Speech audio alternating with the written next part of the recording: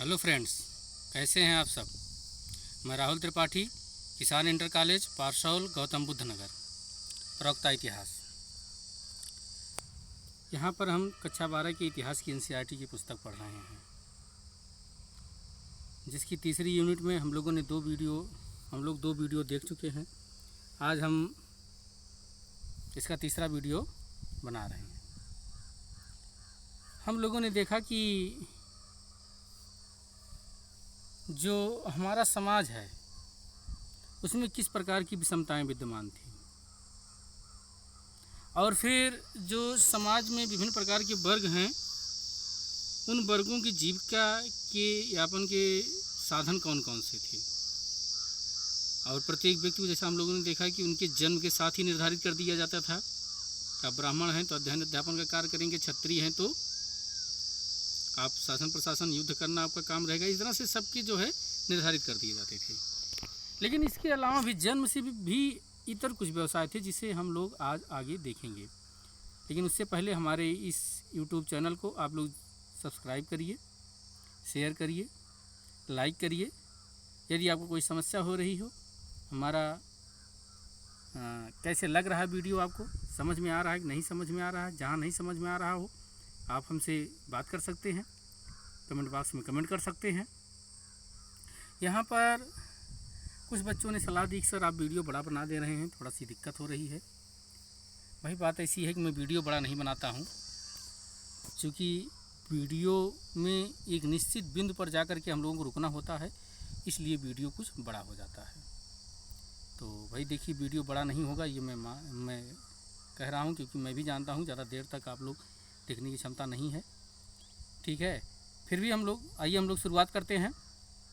जन्म के परे, जो हेडिंग है हमारी क्या है, जन्म के परे है। तो आइए देखते हैं जन्म के परे मतलब क्या है। संसाधन और प्रतिष्ठा से इसे जोड़ा गया है।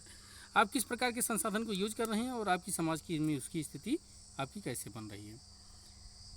तो हम लोग देखा आर्थिक संबंधों पर विचार करें तो देखेंगे कि दास, भूमिहर, खेतिहर, मजदूर, शिकारी, मछुआरे, पशुपालन, किसान, ग्राम मुखिया, शिल्पकार, बणिक और राजा सभी का उपमहाद्वीप के विभिन्न हिस्सों में सामाजिक अभिनय के रूप में उद्भव हुआ। तो हम क्या इसमें इस पैराग्राफ में क्या बताने का प्रयास किया जा रहा है कि जो दूसरी यूनिट है उसमें हम लोगों ने देखा कि जो दास थे, भूमिहीन खेतिहर थे, मजदूर थे, शिकारी थे, इन सब का जो है एक आर्थिक वर्ग के रूप में, एक मजबूत वर्ग के रूप में उदय हुआ। आइए देखते हैं। उनके सामाजिक इतिहास इस बात पर निर्भर करते हैं कि आर्थिक संसाधनों पर उनका कितना नियंत्रण था।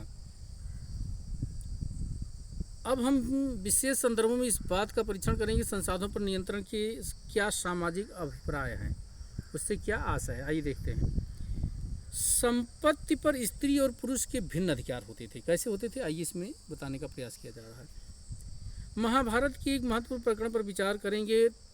कौरवों और पांडवों के बीच लंबे समय से चली आ रही प्रतिस्पर्धा के फलस्वरूप दुर्योधन को द्रुत क्रीड़ा के लिए आमंत्रित किया जाता था। युधिष्ठिर अपने प्रतिद्वंदी द्वारा धोखा दिए जाने के कारण, ये कहानी आप लोग जान रहे हैं कि युधिष्ठिर युद्ध में सब कुछ हार जाते हैं। हाथी, घोड़ा, दास, सेना, कोष, अपनी प्रजा की संपत्ति, अपने भाइयों को, यहाँ तक अपनी पांडवों की सपत्नी द्रौपदी को भी उन्होंने दांव पर लगा दिया था। तो इसमें ये दिखाने का प्रयास किया जा रहा है जो घर का बड़ा या मुखिया होता था उसको जो है बहुत सारे अधिकार प्राप्त थे। आइए, संपत्ति के स्वामित्व के मुद्दे जो इन कहानियों में वर्णित हैं, धर्मसूत्रों और धर्मशास्त्रों में भी उठाए गए हैं। मनुस्मृति के अनुसार पैतृक जायदाद का माता पिता की मृत्यु के बाद सभी पुत्रों में समान अधिकार होता था।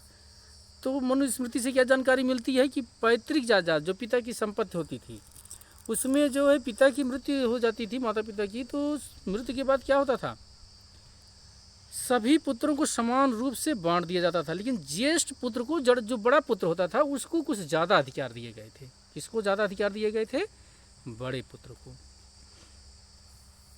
स्त्रियां इस पैतृक संसाधन में हिस्सेदारी की मांग नहीं कर सकती थी, किंतु विवाह के समय मिले उपहारों पर स्त्रियों का स्वामित्व माना जाता था और इसे स्त्री धन की संज्ञा दी जाती थी। तो बहुत प्रश्न पूछा जाता भाई स्त्री धन किसे कहते हैं, क्या स्त्री धन। विवाह के समय स्त्रियों को जो उपहार मिलता था वही क्या कहलाता था, स्त्री धन कहलाता था। इस संपत्ति को उनकी संतान विरासत के रूप में प्राप्त करती थी। कौन प्राप्त करता था, उनकी संतानें प्राप्त करती थी। किस रूप में, विरासत के रूप में। और इस पर उनके पति का कोई अधिकार नहीं होता था। किंतु मनुस्मृति स्त्रियों को पति की आज्ञा के विरुद्ध पारिवारिक संपत्ति अथवा स्वयं अपने बहुमूल्य धन के गुप्त संचय के विरुद्ध भी चेतावनी देती है। मनुस्मृति में कहा जाता है धन का संचय मत करिए। हमने एक धनाढ्य वाकाटक महर्षि प्रभावती गुप्ता के बारे में पढ़ा है। तो प्रभावती गुप्ता कौन थी बताइएगा आप लोग। चंद्रगुप्त द्वितीय विक्रमादित्य जो कि गुप्त वंश के बहुत प्रतापी शासक थे, उनकी पुत्री थी। पिछले वीडियो में हम लोगों ने पढ़ा है इनके बारे में। किंतु अधिकतर साक्ष्य अभिलेखी व साहित्यिक इस बात की ओर इशारा करते हैं कि यद्यप उच्च वर्ग की महिलाएं संसाधनों पर अपनी पैठ रखती थी, सामान्यतः भूमि, पशु और धन पर पुरुषों का ही नियंत्रण होता था। ठीक है। दूसरे शब्दों में स्त्री और पुरुष के बीच सामाजिक हैसियत की भिन्नता संसाधनों पर उनके नियंत्रण की भिन्नता की वजह से अधिक दिखाई पड़ती है। स्त्रियों को समाज में चूँकि उन्हें, इधर एक हेडिंग छूट रही, क्या है भाई इसमें देखते हैं। द्रौपदी के प्रश्न। ऐसा माना जाता है कि द्रौपदी ने युधिष्ठिर से प्रश्न किया था कि उसे दांव पर लगाने से पहले स्वयं को हार बैठे थे अथवा नहीं। तो ये दिखाया जा रहा है कि इसमें स्त्रियों को अधिकार प्राप्त था, प्रश्न पूछ सकती थी, उनकी समाज में स्थिति मजबूत थी। ठीक है, आइए आगे देखते हैं। बाकी इसमें कुछ नहीं है ऐसा। ठीक है। और ये हेडिंग क्या है, स्त्री और पुरुष में किस प्रकार की संपत्ति अर्जित कर सकते थे। आप देख लीजिएगा, इसको पढ़ लीजिएगा। इसमें कोई बहुत ज़्यादा है नहीं जो आपके इसमें बताया गया। स्त्रियों के लिए संपत्ति अर्जन के 6 तरीके थे। कितने, 6 तरीके थे। संपत्ति अर्जन के 6 तरीके थे। हैं, तो इसको आप जान लीजिएगा। ठीक है, आगे आइए देखते हैं हम लोग, क्या हम लोगों को पढ़ना है। ये वर्ण और संपत्ति के अधिकार, वर्ण व्यवस्था जो थी उसमें किसके पास कितनी संपत्ति रहनी चाहिए, इस पैराग्राफ में यही बताने का प्रयास किया गया है। ब्राह्मण ग्रंथों के अनुसार संपत्ति पर अधिकार का एक और आधार लैंगिक आधार के अतिरिक्त वर्ण था। जैसा कि हमने पढ़ा है कि शूद्रों के लिए एकमात्र जीविका क्या थी, एकमात्र जीविका ऐसी सेवा थी जिसमें हमेशा उनकी इच्छा शामिल नहीं होती थी। हालांकि तीनों उच्च वर्णों के पुरुषों के लिए विभिन्न जीविकाओं की संभावना रहती थी। इसमें ये बताया जा रहा है कि जो अन्य शूद्र के अलावा जो थे वो अपनी इच्छा अनुसार किसी जीविका को अपना सकते थे, लेकिन जो शूद्र होता था वो केवल सेवा से ही संबंधित रहता था। यदि इन सब विधानों को वास्तव में कार्यान्वित किया जाता तो ब्राह्मण और क्षत्रिय सबसे धनी व्यक्ति होते। ये तथ्य कुछ हद तक सामाजिक वास्तविकता से मेल खाता है। साहित्यिक परंपराओं में पुरोहितों और राजाओं का वर्णन मिलता है जिसमें राजा अधिकतर धनी चित्रित होते हैं, पुरोहित भी सामान्यतः धनी दर्शाए गए हैं। हालांकि यदा कदा निर्धन ब्राह्मण का भी चित्रण मिलता है। यहाँ कुछ विशेष नहीं है, जहाँ रहेगा हम आपको वहाँ पर व्याख्या करेंगे। थोड़ा सा पढ़ते हुए चल दे रहे हैं, आगे बढ़ रहे हैं हम लोग। एक और स्तर पर जहाँ समाज के ब्राह्मणी दृष्टिकोण को धर्मसूत्र और धर्मशास्त्र में संहिताबद्ध किया जा रहा था, अन्य परंपराओं ने वर्ण व्यवस्था की आलोचना प्रस्तुत की। इनमें से सर्वविदित आलोचनाएं प्रारंभिक बौद्ध धर्म में दिखाई पड़ती हैं। इस पैराग्राफ में कुछ नहीं, आगे बढ़ते हैं क्योंकि वीडियो बड़ा हो जाता है, आप लोग परेशान होते हैं। बौद्ध ग्रंथ है, उसमें एक कहानी का एक जो शूद्र है, धनी है, उसके बारे में क्या किया गया है, वर्णन किया गया। बौद्ध ग्रंथ कौन सा है, मध्यम निकाय है। हैं, और अवंती पुत्र की कहानी है इसमें जो है, आप देखेंगे, इसको पढ़ लीजिएगा, कोई विशेष नहीं है। ठीक है, इसमें बताने का प्रयास किया गया है। ठीक, आइए इसमें, हाँ, एक वैकल्पिक सामाजिक रूपरेखा संपत्ति में भागीदारी। अभी तक एक वैकल्पिक सामाजिक रूपरेखा आप देखेंगे कि जो हमारे इतिहासकार हैं इसको ये दिखाने का प्रयास कर रहे हैं, समाज में एक वैकल्पिक व्यवस्था भी थी और उसके द्वारा संपत्ति प्राप्त की जा सकती थी। आइए देखते हैं कैसे। इस पैराग्राफ में इसी को स्पष्ट करने का प्रयास किया जा रहा है। अभी तक हम उन परिस्थितियों का परीक्षण करते रहे जहां लोग अपनी संपत्ति के आधार पर सामाजिक प्रतिष्ठा का दावा करते थे या उन्हें वो स्थिति प्रदान की जाती थी, किंतु समाज में अन्य संभावनाएं भी थी। वो स्थिति जहां दानशील आदमी का सम्मान किया जाता था तथा कृपण व्यक्ति अथवा वो जो स्वयं अपने लिए संपत्ति संग्रह करता था घृणा का पात्र होता था। प्राचीन तमिलकम एक ऐसा क्षेत्र है, तमिलकम के बारे में आप लोग जान रहे हैं, इसलिए ज़्यादा यहाँ पर हम रुक नहीं रहे हैं। ठीक है। तमिलकम एक ऐसा ही क्षेत्र है जहाँ उपरोक्त आदर्शों को सजोया जाता था। यहाँ कुछ नहीं है ऐसा। आइए देखते हैं आगे कहाँ पर है। ठीक है, ये आगे हम लोग इसमें आप देखेंगे यहाँ पर निर्धन दानी सरदार के बारे में बताया गया है। क्या है देख लेते हैं। एक रचना पुरनारूर, क्या है रचना, तमिल ग्रंथ है जो तमिल संगम साहित्य लगभग प्रथम शताब्दी से, पुरनारूर कब का है, प्रथम शताब्दी ईस्वी का है। कैसा ग्रंथ है, तमिल संगम साहित्य का है। किस तरह लिखा गया, पद्यावली में है, कविता के रूप में लिखा गया, पद्य के रूप में। इस रचना में एक चारण माने क्या होता है, जो किसी की प्रशंसा करे, अपने आश्रयदाता का चित्रण अन्य कवियों के समक्ष इस प्रकार करता है। तो आप लोग इसके बाद पढ़ लीजिएगा, मैंने इस ग्रंथ के बारे में बता दिया जितनी इसकी उपयोगिता थी। ठीक है, इसे आप लोग देख लीजिएगा। ठीक, अब यहाँ पर एक हेडिंग ये है कि एक सरदार और उसका अनुयायी, पत्थर की मूर्ति अमरावती से मिली हुई है। तो एक मूर्ति मिली हुई है कहाँ से, आंध्र प्रदेश के अमरावती से, जिसमें एक पत्थर की मूर्ति है जिसमें एक सरदार और उसके अनुयायी को दिखाया गया है। आइए हम लोग भी देखते हैं। ये है, देखिए, एक सरदार और उसके अनुयायी को इसमें क्या किया गया है, दिखाया गया है। अब जो हेडिंग हम लोगों को देखनी है, सामाजिक विषमताओं की व्याख्या एक सामाजिक अनुबंध। अनुबंध में क्या होता है, समझौता होता है, कॉन्ट्रैक्ट होता है। आइए देखते हैं। इसमें भाई कुछ इस तरह से नहीं मिल रहा है जो आप लोगों को हम विशेष रूप से समझाएं, रुकें, इसीलिए आगे बढ़ रहे हैं, क्योंकि जो आपकी परीक्षा की दृष्टिकोण से इम्पॉर्टेंट है, हमारा उद्देश्य है कि हम उसी पर ज़्यादा से ज़्यादा क्या करें, फोकस करें, जिससे आपको ज़्यादा से ज़्यादा लाभ हो सके, समय भी कम लगे। ठीक है, आइए देखते हैं। बौद्धों ने समाज में फैली विषमताओं के संदर्भ में एक अलग अवधारणा प्रस्तुत की। साथ ही समाज में फैले अंतर विरोधों को नियमित करने के लिए जिन संस्थानों की आवश्यकता थी उस पर भी अपना दृष्टिकोण सामने रखा। सुत्त पिटक नामक ग्रंथ, तो आप पहले इसको अंडरलाइन करिए। सुत्त पिटक कैसा ग्रंथ है, बौद्ध ग्रंथ है। नामक ग्रंथ में एक मिथक वर्णित है जो यह बताता है कि प्रारंभ में मानव पूर्णतया विकसित नहीं थे। क्या बताता है, मानव पूर्णतया विकसित नहीं थे, वनस्पति जगत में भी अविकसित था। सभी जीव शांति के लिए निर्बाध लोक में रहते थे और प्रकृति से उतना ही ग्रहण करते थे जितना उन एक समय में भोजन की आवश्यकता होती थी, तो उतना ही कंदमूल फल तोड़ते थे। किंतु ये व्यवस्था क्रमशः पतनशील हुई। मनुष्य अधिकाधिक लालची, प्रतिहिंसक और कपटी हो गए। इस स्थिति में उन्होंने विचार किया कि क्या हम एक ऐसे मनुष्य का चयन करें जो उचित बात पर क्रोधित हो, जिसकी प्रताड़ना की जाए, उसको प्रताड़ित करें, और जिसे निष्कासित किया जाना हो उसे निष्कासित करें। बदले में हम उसे चावल का अंश देंगे। सब लोगों द्वारा चुने जाने के कारण उसे महासम्मत की उपाधि प्राप्त होगी। इससे यह ज्ञात होता है कि राजा का पद लोगों द्वारा चुने जाने पर निर्भर करता था। तो यहाँ पर क्या पता चल रहा है आपको, एक राजा कैसे निर्मित हुआ। उसने कहा कि एक समय आया जब लोग संपत्ति का नुकसान करने लगे, तो हम लोगों ने सोचा कि एक व्यक्ति ऐसा है जो सभी लोगों को डांटे, उसका काम हो केवल देखे कि कौन गलत काम कर रहा है, बस केवल, और उसको खाने की व्यवस्था क्या करेंगे, हम लोग करेंगे। इस तरह से एक कहानी के द्वारा राजा की उत्पत्ति का सिद्धांत पैदा किया जा रहा है। इसी को सामाजिक समझौता का सिद्धांत भी कहा जाता है, जो कि आप पॉलिटिकल साइंस में देखेंगे, राजनीति विज्ञान की पुस्तक में या नागरिक शास्त्र की पुस्तक में। जिससे यह ज्ञात होता है कि राजा का पद लोगों द्वारा चुने जाने पर निर्भर करता था। कर, जैसा कि आज जानते हैं, कर वह मूल्य था जो लोग राजा की इस सेवा के बदले उसे देते थे। इस मिथक इस बात पर दर्शाता है, देखिए मिथक है, कहानी है, ऐसा बनाया गया है। इस बात को भी दर्शाता है कि आर्थिक और सामाजिक संबंधों को बनाने में मानवीय कर्म का बड़ा हाथ था। मतलब मानव ने अपने प्रयासों से क्या किया है, अपने आर्थिक और सामाजिक संबंधों का निर्माण किया है। इसके कुछ और भी आशय, उदाहरण के लिए हम देखेंगे, यदि मनुष्य स्वयं एक प्रणाली को बनाए रखने के लिए जिम्मेदार था तो भविष्य में उसमें परिवर्तन भी ला सकते थे। मतलब कि हम एक व्यवस्था चला रहे हैं, अगर हम व्यवस्था बना भी सकते हैं तो हम अपनी व्यवस्था को हमारे हित के अनुकूल नहीं है तो हम उस व्यवस्था को क्या कर सकते हैं, परिवर्तित भी कर सकते हैं। जो व्यवस्था हमारे हित के अनुकूल होगी उसी व्यवस्था को हम लोग चालू करेंगे। साहित्यिक स्रोतों का इस्तेमाल, इतिहासकार और महाभारत।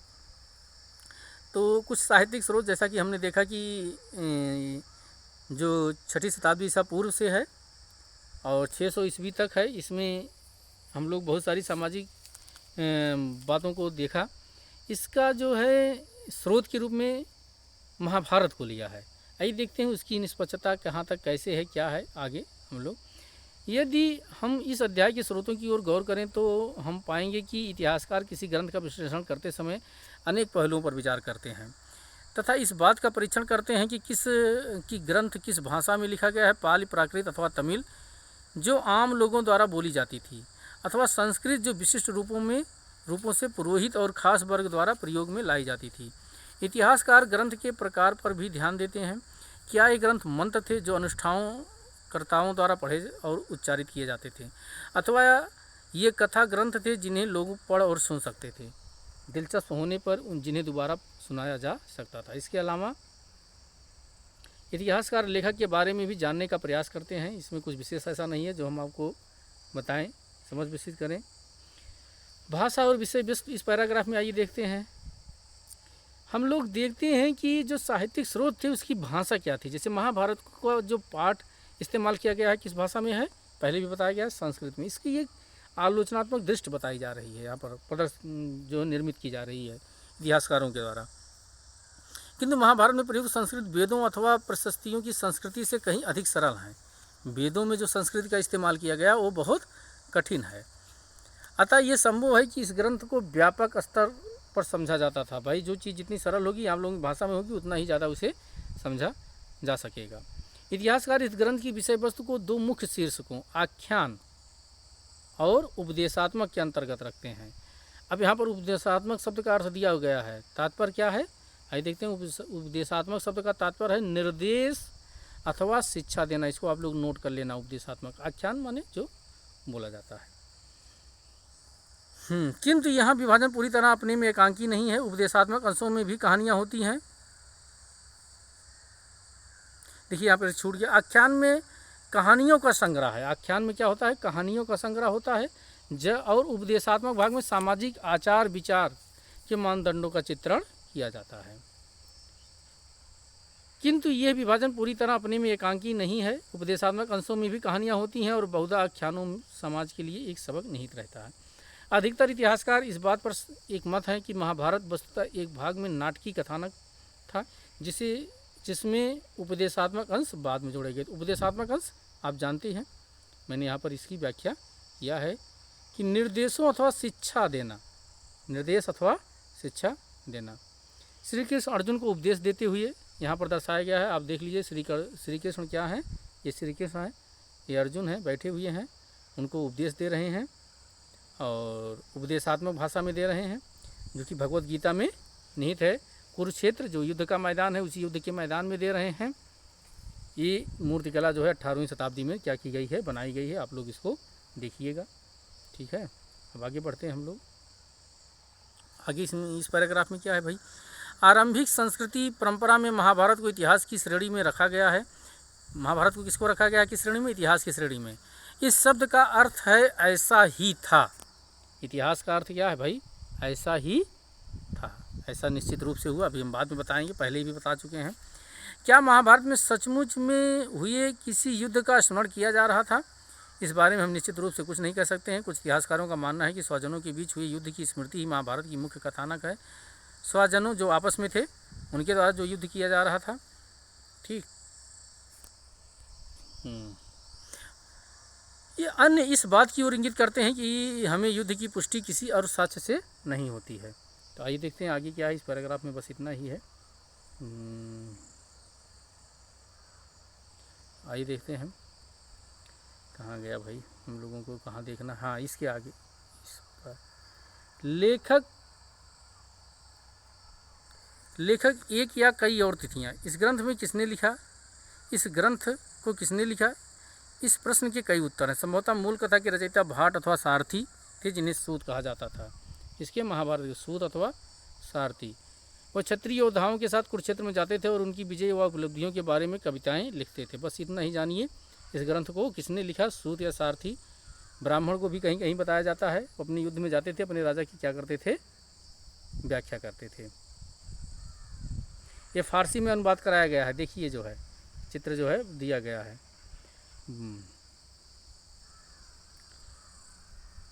इसमें कुछ नहीं है। सादृश्यता की खोज इस हेडिंग में देखते हैं क्या है। देखिए यहाँ पर कुछ ऐसा नहीं है, बस अब जो है चैप्टर लगभग समाप्त हो गया है। इसमें जो है आपको समझाने का प्रयास किया जा रहा है। इतिहासकार की एक समझ जो है विकसित करने की कोशिश की जा रही है। ये हेडिंग है, इसको देख लेते हैं हम लोग यहाँ पर। तो वीडियो बड़ा हो जाता है, थोड़ी समस्या होने लगती है। आइए देखते हैं। हाँ, सादृश्यता की खोज। महाभारत में अन्य किसी भी प्रमुख महाकाव्य की भांति युद्धों, वनों, राजमहलों और बस्तियों का अत्यंत जीवन चित्रण है।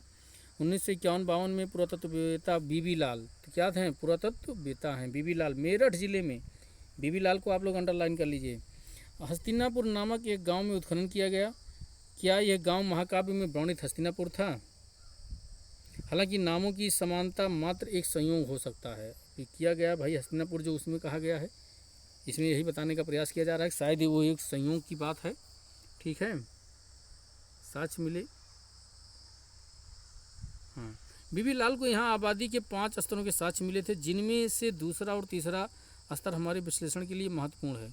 दूसरे स्तर लगभग 12वीं से 7वीं शताब्दी ईसा पूर्व में मिलने वाले घरों के बारे में लाल कहते हैं। जिस सीमित क्षेत्र का उत्खनन हुआ वहाँ से आवास गृहों की कोई निश्चित परियोजना नहीं मिलती। इन्होंने बताया कि भाई जहाँ पे हमें ईंट मिल रहे हैं वहाँ पर जो है आवास नहीं बने हुए थे, ऐसा कुछ नहीं मिलता, किंतु मिट्टी की बनी दीवारें और कच्ची मिट्टी की ईंटें अवश्य मिलती हैं। सरकंडे की छाप वाली मिट्टी के प्लस्तर की खोज इस बात की ओर इशारा करती है कुछ घरों की दीवारें सरकंडों की बनी थी, जिन पर मिट्टी का क्या किया गया था, प्लस्तर चढ़ाया गया था। तो ये हमारी इतिहास की परंपरा है, विरासत है, जिन्हें विकसित करने का प्रयास किया गया। कैसे किया गया, इसी को इसमें दिखाने का प्रयास किया जा रहा है। ये जो है आप देखेंगे हस्तिनापुर में उत्खनित दीवार का अंश है, आप लोग देख लीजिएगा इसको, ये है। ठीक है, हाँ, वर्तमान इतिहासकारों का ये सुझाव है कि लेखक द्वारा बहुपति विवाह संबंध का चित्रण इस बात की ओर इंगित करता है, किस विवाह का, बहुपति, कि ये प्रथा शासकों के विशिष्ट वर्गों में किसी काल में मौजूद थी। किंतु साथ ही इस प्रकरण के विभिन्न स्पष्टीकरण इस बात को भी व्यंजित करते हैं कि समय के साथ बहुपति प्रथा उन ब्राह्मणों में अमान्य हो गई जिन्होंने कई शताब्दियों के दौरान इस ग्रंथ को पुनर्निर्मित किया। तो बहुपति प्रथा एक समय विद्यमान थी जो विशेष परिस्थिति की देन रही होगी, लेकिन आगे चल के उसे क्या कर दिया गया, अस्वीकार कर दिया गया। यही इस पैराग्राफ में स्पष्ट करने का प्रयास किया गया है। महाभारत किस प्रकार का ग्रंथ था, इसे बताने का प्रयास किया जा रहा है। महाभारत का विकास संस्कृत के पाठ के साथ ही समाप्त नहीं हो गया। एक गतिशील ग्रंथ था। ये क्या बताया जा रहा है, एक गतिशील ग्रंथ था। गतिशील माने जिसकी व्याख्या समय के अनुसार की जा सके। आज भी समाज में गतिशीलता उससे मिलती है, प्रदान होती है। ठीक है, आइए देखते हैं। यहाँ पर भी कुछ विशेष नहीं है, लेकिन हम लोग देख लेते हैं। नहीं, ऐसा कुछ भी नहीं जो हम लोगों को व्याख्या करना हो, आपको समझाना हो। ये चैप्टर आपका समाप्त हो गया। देखिए जब लास्ट में आता है तो अब एनसीईआरटी की जो नई प्रणाली विकसित की गई है उसमें बहुत सारी चीज़ें ऐसी है कि इतिहासकार किस रूप में इस चीज़ को देखते हैं, ये लास्ट में आप लोगों को बताने का प्रयास किया जाता है, जिससे आपको यहाँ पर कुछ जानकारी उस तरह से नहीं मिलती है, लेकिन आप इसको पढ़ लेते हैं तो आपको एक समझ विकसित हो जाती है। अब इसके प्रश्नों का है, जैसा कि मैंने वादा किया है कि प्रश्नों की वीडियो मैं अलग से बनाऊँगा आपको, आप इन सब चीज़ों को देख लीजिएगा, प्रश्न आप लिख लीजिएगा, फिर हमारे प्रश्नों से मिलाइएगा। अगर आपको प्रश्न लिखने में कोई दिक्कत होती है तो आप हमें कमेंट बॉक्स में हमारे कमेंट करिएगा। देखिए पहला प्रश्न है, थोड़े से हम व्याख्या कर देते हैं। स्पष्ट कीजिए कि विशिष्ट परिवारों में पितृवांशिकता क्यों महत्वपूर्ण रही होगी। तो भाई इसकी व्याख्या आप लोग बताइएगा, क्यों महत्वपूर्ण रही होगी कुछ विशिष्ट परिवारों में। तो जैसा कि पितृवंशिकता क्या है, इसकी चर्चा हम लोग कर चुके हैं। जिस वंश की परंपरा कहाँ से चले, पिता की तरफ से चले, उसे क्या कहा जाता है, पितृवंशिकता, वंशिकता कहा जाता है। तो इसको आप लिख लीजिएगा। क्या आरंभिक राज्य में शासक निश्चित रूप से क्षत्रिय ही होते थे, चर्चा कीजिए। नहीं होते थे, हम लोग इस पर चर्चा कर चुके हैं, आप लोग भी इसको जानिएगा, लिखिएगा। तो ये कुछ प्रश्न थे। द्रोण, हिंडिवा और मातंग की कथाओं में धर्म के मानदंडों की तुलना कीजिए। मैंने अंदर इसके बारे में दिखाया है कि जो कथा दी गई उससे आप बताइएगा। देखिए अब एनसीईआरटी लिखने के लिए आपको अपनी समझ विकसित करने की, किन मायनों में सामाजिक अनुबंध को बौद्ध अवधारणा समाज के उस ब्राह्मणी दृष्टिकोण से भिन्न थी जो पुरुष सूक्त पर आधारित है।